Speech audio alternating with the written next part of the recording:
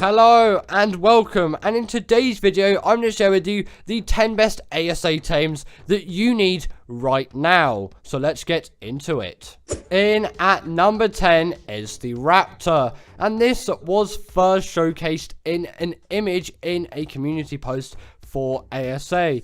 And in ASA, this is a creature which you'll find no struggle with taming, as the Dino AI is improved now, so putting a creature into a built trap can be somewhat of a challenge. But luckily, you can bowler up the Raptor, so it is a pretty easy tame. You just bowler it and throw some tranks into it.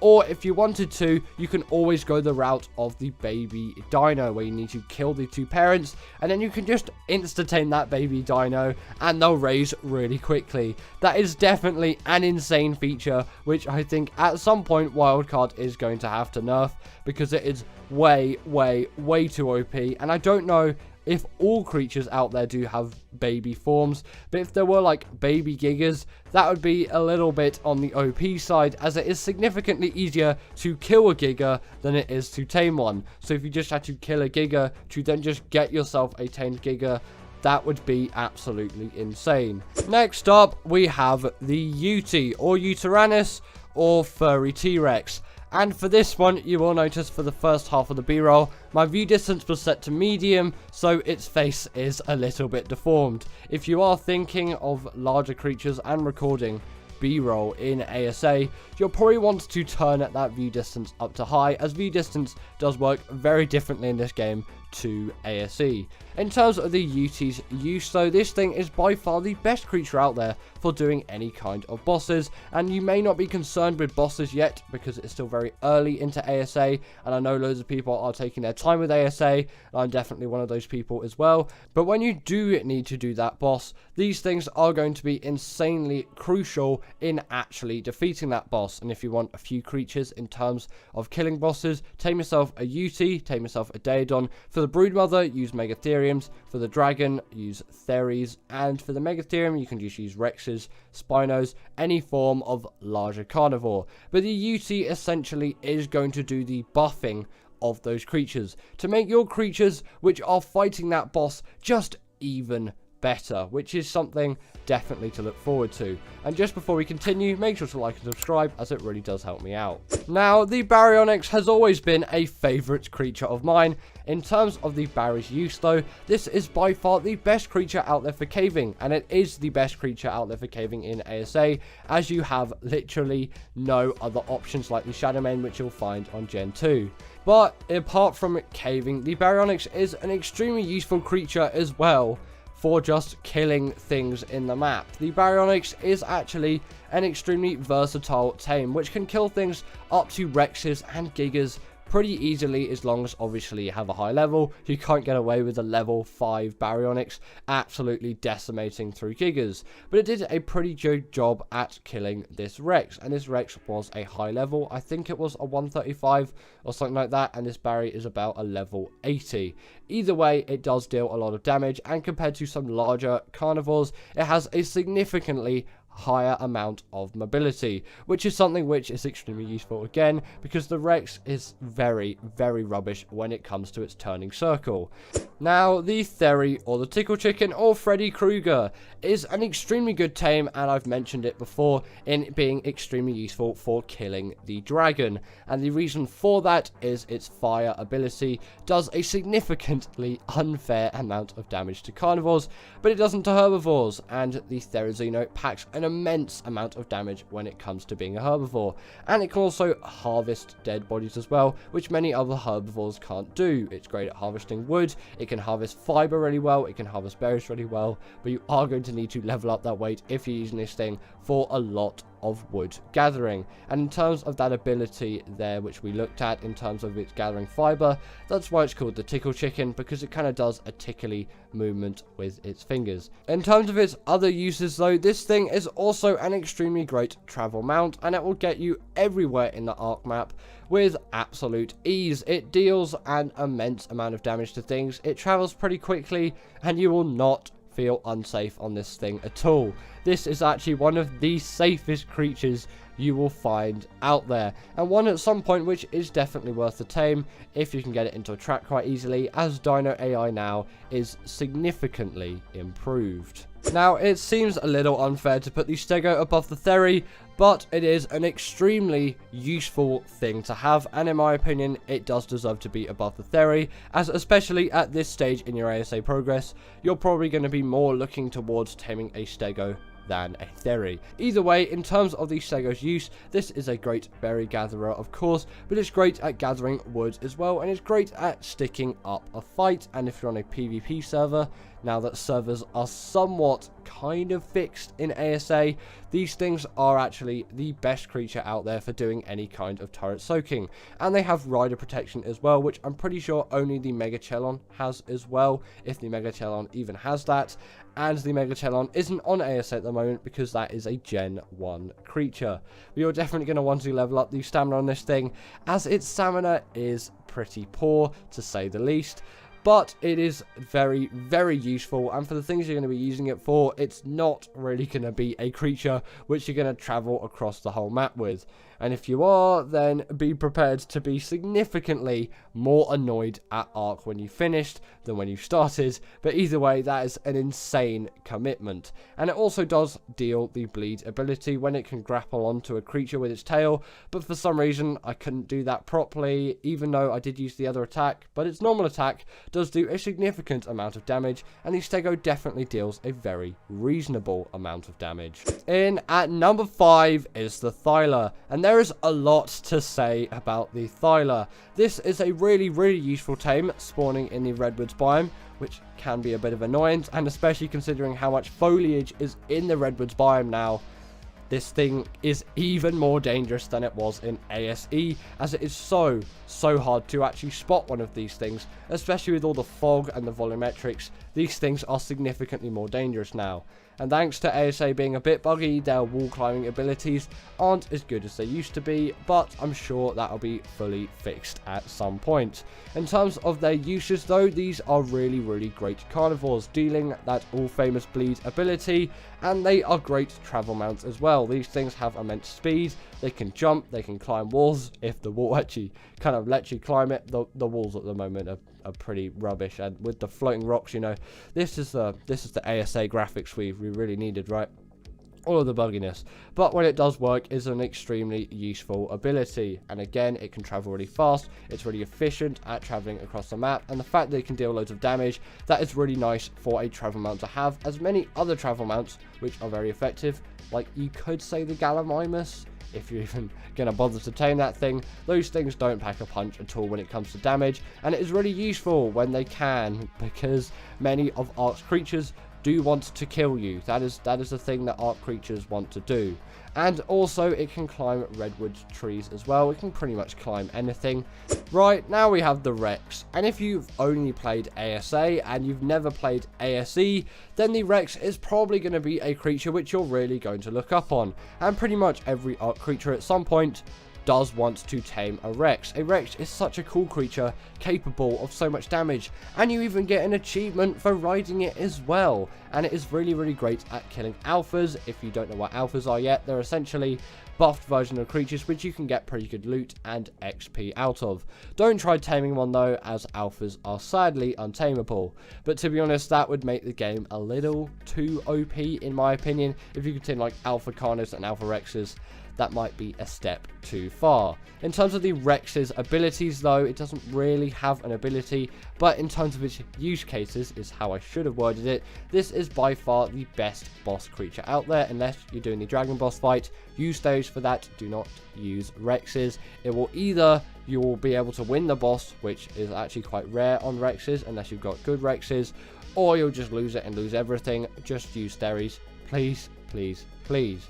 But in terms of everything else, it is absolutely amazing at doing it. Megatheriums are better on the Broodmother because they have another buff, which is great against insects. But the Rex is just such a balanced carnivore that it is one of the best creatures that you can find out there for dealing that damage to all of those creatures, and also while staying alive, because its health isn't so abysmal like some other larger carnivores that it can actually keep up a fight, but it doesn't matter too much on the island, as the boss fights rarely even last more than 5 minutes if you do have some good Rexes, but I can see why the Overseer would last significantly longer. In at number 3 is the RG, and the RG was shown in the ASA trailer, and what an insane creature this is for so many things in Ark. And I'm slightly unsure about the camera on this thing. I'm not really for the camera, like it's offside a little bit.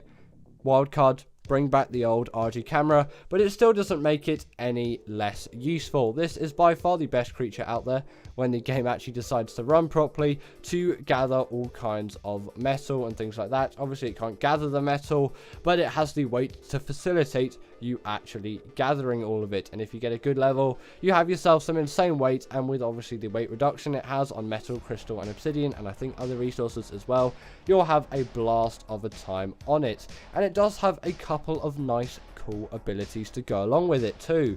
Firstly, if it does kill a creature, this thing will regen insanely quickly, and you'll have that regen buff, and that's how you know that ability is working. And you'll see that on wild RGs as well, so watch out. And especially if you are killing something near a mountain, and then once its dead body is kind of spawned in, because it's a separate kind of entity, the RGs will literally summon onto it. It's insane how quickly RGs will feast on a dead carcass if you've just killed something in like 2 seconds. RGs, and that can absolutely ruin your day. In at number 2 is the Giga, and the Giga right now is pretty much the best creature you can get in ASA, and it's definitely one which you should tame at some point, partly just because I have nostalgia reasons, but the Giga is actually a very valuable tame for going around the map and absolutely destroying all kinds of creatures. The Giga deals so much damage, and it can absolutely tear through so many creatures, although you really should not be chuffed about its stamina stat. Its stamina is by far one of the worst stats you can find in Ark. Don't bother leveling up, and also if you do level up their melee levels up really slowly, so on the Giga it is pretty much useless to level up anything. You should really just go for those breeding mutations, as the Gigas level up so slowly, but you can always put those levels into damage if you have them, because you might as well. The Giga will just be dealing more damage. In at number 1 is the Carnotaurus, and some people may absolutely hate me for putting this thing in number 1, but there seems to be so many Carnos on ASA. Is there like an overspawn or something? There's like 6 right next to my base, and these are really great creatures which I think you should tame at some point. Definitely a creature worth taming. They are absolutely everywhere. They're really easy to tame, and their saddle is unlocked in the kind of mid-game stages. I think it's in the 50s, it might be in the 40s, and its saddle isn't very expensive as well. The Carnotaurus is an amazing creature, capable of so much more damage than a raptor.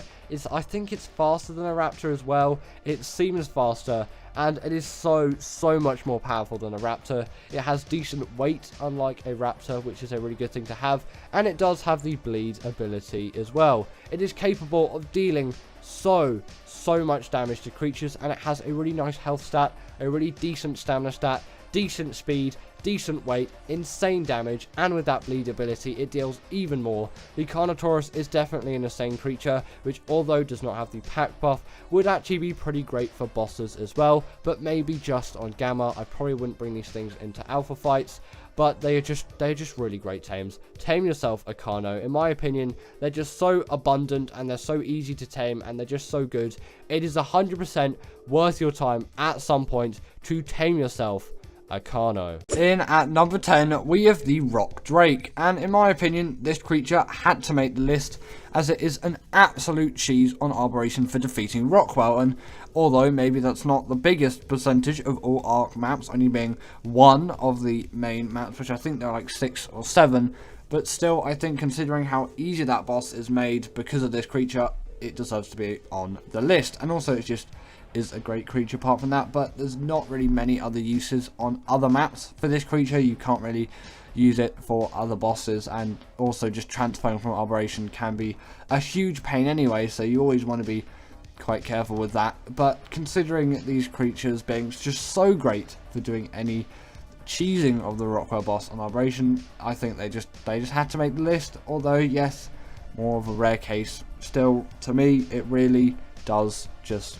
it deserves to be here. Next up we have the Megatherium, and this creature again has a more specific case, although you can use it for a lot of bosses out there, although its main use is for any boss that has the Broodmother or just the Broodmother included, as sometimes some maps just like to mash together a couple of bosses and then just make that the final boss of the Ark map. And you can kind of say the Overseer sort of does that as well, but you know, that's a little bit of an unworthy case, I would say, because you know, there's loads of other bosses you're facing as well at the same time, and you've got the Overseer, really not very useful for that fight, although they can get through the tech cave with relative ease compared to something like a Rex. But the reason why these things are actually just so good at defeating things like the Broodmother is because of a ability which they have, which allows them to deal insane damage to insects, and they can get that by killing an insect. And maybe you might think, well, you just have to kill the Broodmother and then you get the buff. Well, the Broodmother spawns loads of Urania minions, so it's really easy and quick to get that buff. And then if you have a UT buffing it on top of it as well, it really does play a huge part in any kind of given boss scenario. And actually talking about the UT, I didn't put it on this list, and I didn't put the Daedon on it either, but I'm going to give them a quick mention here, as they are pretty much largely essential boss creatures, although maybe not strictly necessary for dealing that damage. They really do increase your chances of winning a fight, and I kind of feel bad for not mentioning them. Next up, we have the Megalosaurus, and this really is a great boss creature, especially for maps like Arboration, again, although it is useful on some other maps too, so it had to be included on this list in my opinion. Like, you look at this creature, it really does pack a punch in the damage department, and they're quite small, so if you want to get through the tech cave, you're not going to have too much of an issue, especially on ASA, because of the Dino implemented features where they can actually go round objects and be somewhat smart compared to just normal arcs, where they'll just take the shortest path, or at least try to, and then probably just end up falling into some lava, and then you won't end up having a particularly good time, and really not going to sit nicely for an experience for you. And you can actually see one of the abilities here. This thing is gripping a Microraptor in its mouth, and it just tears it to shreds, and then once it's dead, you can just keep going with your life, I guess, as an Ark creature. But it's kind of nice because Microraptors are absolute pests, although you don't really find them in any boss environment. Quite useful for some Dimorphodons on the Dragon boss fight, though, as they can quickly snatch those up and kill them, as they are an absolute nuisance as they damage the rider, and they can really decrease the chances of you actually winning that boss fight. So that is an extremely great use of these creatures. If you don't have Theries, I would recommend using the Megalosaurus, or the Megalosaurus and some Theries, so you can get those Dimorphodons,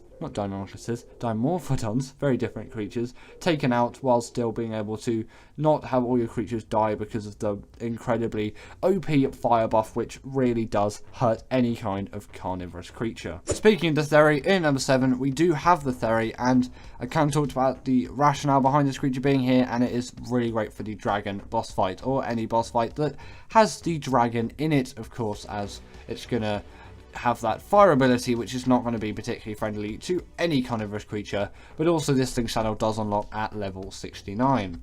Now, apart from that absolutely amazing thing coming from the saddle level of this creature, it's also a great gatherer, although that doesn't really make it a particularly great boss creature, but it does gather fiber quite well. So apart from being a really good boss creature, this thing is really good at just general resource gathering, which is another reason to tame it if you're not thinking of doing bosses currently.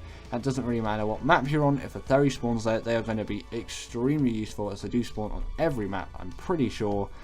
Like, they're kind of just that common creature that you don't not have on any given map. And although yes, on official, their taming does take a little bit of a while considering their size, but it's mainly just because of the food you give them. It's a lot easier to get prime meat than some like vegetables, which you obviously have to grow and you have to do that whole process. You can use kibble, of course, but still, generally this is going to take a lot longer than a carnivorous tame, but it still is well worth it, especially if you're thinking of doing the dragon boss fight, or if you just really need a lot of fiber in your life. Next up, we have the Giga, and this thing has to be included here for its insanely great use on extinction. Although nowadays there is one creature which has sort of replaced it, which is later on in the list, and you'll hear about that creature maybe in just a couple of minutes. And either way, this creature, if you can tell already, deals a huge amount of damage, and it really does have the health to pack a punch as well. It makes it a really useful creature for that. Its only real downsides is its rage meter and its terrible stamina. Although you probably won't be riding this creature when using it, considering that they're mainly used for the Titan boss fights, and you're going to have loads of these things anyway.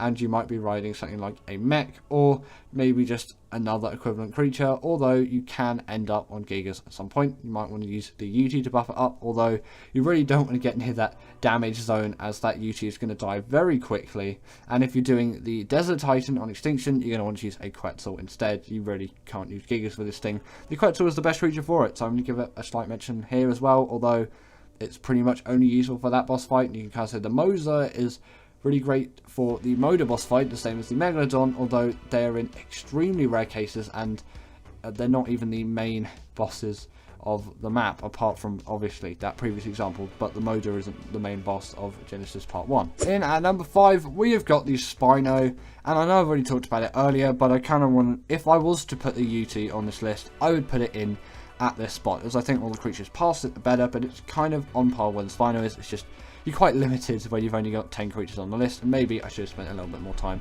thinking and considering. And for the Daedon, for that example, I would have probably put that in at like number 9, number 8. That's kind of where it sits, as is less essential. You kind of maybe put the Snowmaw there as well, but that is in even rarer cases, so I don't really think it deserves to make the list. But the reason why the Spino is here is because of this thing's great mobility, and it also deals quite a huge amount of damage as well, which again does play huge benefit for this creature. You can get a creature which deals insane amounts of damage and also has quite high mobility. Compared to something like the Rex though, it does lack in the health department, but it's just so mobile. It really is a creature worth considering. And actually, if I'm doing the Megapithecus at boss fight, I might actually use Spinos for it. I'll use Megatherians for the Broodmother, then obviously Theris for the Dragon, and then I'll use these things for the Megapithecus, although I have used Rexes for all 3 bosses on the island. Mainly the Megapithecus, of course. I pretty much only go for Theris if I'm sticking to just creatures on the island. Otherwise, all of these bosses can be pretty easily done with the Deinonychus, but that is much later on the list. Either way, these things have the hydration buff as well, so they're actually pretty useful for the Moda if you want to do that. On top of that, they can turn 360 on the spot, again playing to their mobility, and they can stand up on their hind legs, dealing even more damage. Sadly, they don't have the bleed ability, but still a very great boss creature. Next up, we have the Carnotaurus. Sorry about that blurry picture there, I really do need to find a new one, but my previous one got deleted and I've looked, but I can't really find one. Maybe AI can do something in the future, or I'll just find that previous image wherever that thing's gone. But either way, this is essentially just the Giga upgrade. This creature is the Giga, but it doesn't have the rage buff. It deals more damage, and obviously because of that rage buff, it actually means this creature has more health, as it doesn't go into rage, and it will stay fighting right till 0 HP, which is really a huge benefit, and it makes this creature significantly more reliable to tame and to use than the Giga. Actually, maybe not to tame, because these things are really not the most reliable to tame because of their taming methods. A lot more things can go wrong. It's not just a simple knockout tame. You've got to drag creatures to it, and then after that you've got to let it eat those creatures, and it can't kill any other creatures for a significant amount of time, obviously until that blood rage fades away, because it can't be in a blood rage while you're taming it. But then after you've got it past that stage, it really isn't too hard to go around and kill loads of creatures and then actually tame it, although it's kind of sad that you get knocked off when you tame it, because you don't need a saddle to tame this thing, but then as soon as it is tamed, you do need a saddle to ride it. Just a little nitpick from me, but again, this is going to be a really useful creature for the bosses on Extinction, and that's pretty much it. But it really does play a huge part, and it is a very huge damage dealer, and I had to put it on the list. In at number 3, we have the Rex, and this kind of had to be here, okay? It's such a well-balanced carnivore, in my opinion. It just had to make the list. When you look at this thing, it deals a very hefty amount of damage. It has a very good health stat. Although its mobility isn't the greatest, you don't need that all too much in general combat scenarios, and it really does pack a punch, and it's ridiculously easy to tame, especially on ASA, as you can literally take this thing as a baby by just killing its parents and then just simply pressing a button, and unless you're on official, it will raise pretty quickly, as you can just have a Rex like that, and drops are very commonly found with Rex saddles on ASA because drops are so much more OP on ASA than just general normal Arc, kind of as they should be, and you see that in the later DLC maps of Arc when you go into like Gen 2 and all of that. Drops kind of seem to fix themselves. Don't know why they haven't really done that for the island, but maybe they just like, it doesn't need, the island is just, it's what it is now. It's just that first map that, although it's been really well designed, it does lack in a few features that the other maps really deliver, and sometimes, you know, there are some features in the new maps you kind of take for granted, although you don't really notice that too much in your Arc playing. It's just a couple of nitpicks when you go to like Gen 2 and all those newer maps. There's just a few things which just, they work better, not it work better. What is wrong with my grammar today? But yeah, sadly also the Rex doesn't deal the bleed ability, but it can do the raw and knock people off their riders. Again, not really too useful for bosses, but want to pair with a UT and get this thing buffed even more. Its health will last in any decently long boss fight, especially on Gen 1 actually. It's extremely useful for the Master Controller, and, you know, they deal a quite hefty amount of damage and are really useful for just any kind of general boss fight that isn't one on extinction. In at number 2, we have got the Shadowmane, and in my opinion, this had to be here. And although its tame method is kind of a little bit annoying and a lot of things can go wrong along the way, once you've tamed a very high level male and female, you can simply breed these things and get that breeding chain going and getting yourself some really nice Shadowmanes, and then you don't have to do too much Shadowmane taming. That's why I don't really recommend going for a low level first time. Just go for the highest level you can find, get a male and a female, and just get them breeding right away, because frankly it isn't really worth it. You can get better stats with breeding creatures, and they are particularly quite a pain to tame. But the thing about these Shadowmane, they have very decent damage, very decent health, and very decent mobility, and also they come at quite a decent size as well. And if you transfer onto the island, the tech cave becomes an absolute breeze when using a creature like this. But also just any general boss fight, they're pretty good for the Master Controller, although I've never used them for that. Really, I've seen some other people use it for them though, and they've been really successful with it. The reason why I haven't is they weren't actually out at the time I did the Master Controller, but I have used them for Rockwell on Gen 2 and all of the island bosses, and also all the bosses on Ragnarok, and they work really well. The only real hurdle is getting over that taming method. And finally, in at number 1, we have got the Deinonychus. In my opinion, I just have to put this thing here. The fact that this can deal bleed damage to bosses is an absolute game changer, and any of the bosses where you use Rexes or Megatheriums and Theris, these creatures are going to be extremely useful for all of those. As with the bleed ability, those bosses can be very quickly done, and you don't really have to worry about the dragon's breathing attack, as that boss is going to go through so quickly, and even when it's in the air, that health is still going to be draining down. So it really does play a huge part in the Arc boss experience, and compared to the Shadowmane, they are significantly easier to tame. Like, you compare the tame method for the Shadowmane to this thing, they are so much easier to tame, and although they aren't quite as mobile because they can't jump like 10 million feet into the air, they still do have quite a lot of mobility. They don't take full damage, they have the pack buff. Sadly, they lose on the hydration buff, but you know, you're probably not going to be using these things for the Moda, and general boss arenas don't tend to have water in it, so not too useful for boss scenarios, although it can be useful in some cases. Either way, these creatures, in my opinion, are just so good at defeating bosses. Again, I need to say it, that bleed ability really does become an absolute game changer, and just for general use as well, they're really great creatures for just killing anything and traveling the map. So they're really great multi-use creature as well, but they're mainly used for me in bosses, and I really don't know where I'd be in Arc if I didn't have the Deinonychus here. Actually, probably with the Shadowmane, but in my opinion, this is a far superior creature. But anyway, that is the end of today's video, and I really hope that you all enjoyed this one, as I really enjoyed making it. As always, comment down below what is the best Arc boss creature. Sorry about missing the Yeti and the Daedon. And also, if you don't agree with this list, comment down your top 10, and I'll see you all later.